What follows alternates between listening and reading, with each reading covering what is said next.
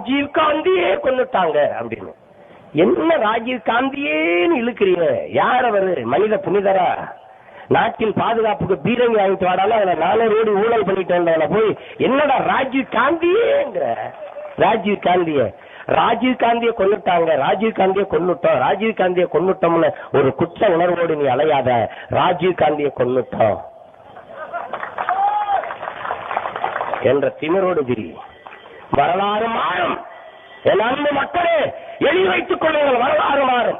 ராஜீவ் காந்தி இந்திய ராணுவம் என்கிற மிகப்பெரிய வல்லாதிக்க நாட்டினுடைய ராணுவத்தில் 2 லட்சம் துருப்புகளை, 2 லட்சம் ராணுவ வீரர்களை அனுப்பி என் ஆத்தா, என் அப்பன், என் அக்கா, என் தங்கை, எங்கள் பிள்ளைகளில் 20,000 பேரை கொன்று ஒழித்துவிட்டான். ஒரு மரணம், ராஜீவ் காந்தி என்கிற ஒரு மரணம் பயங்கரவாதம் என்றால் 20,000 பேரை கொண்ட ராஜீவ் காந்தியின் செயல் சர்வதேச பயங்கரவாதம், இன்டர்நேஷனல் டெரரிசம். ராஜீவ் காந்தி ஒரு இன்டர்நேஷனல் டெரரிஸ்ட்.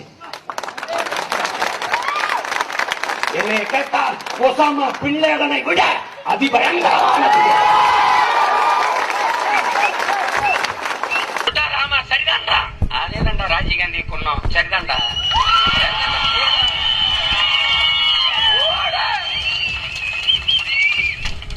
ஒரு காலம் வரும், வரலாறு திருப்பி எழுதப்படும். என் இனத்தை இந்திய ராணுவம் அமைதிப்படை என்கிற அநியாயப்படை அனுப்பி இன மக்களை கொன்று குவித்த ராஜீவ் காந்தி என்கிற என் இனத்தின் எதிரியை தமிழர் தாய் நிலத்திலே கொன்று புதைச்சோம் என்ற வரலாறு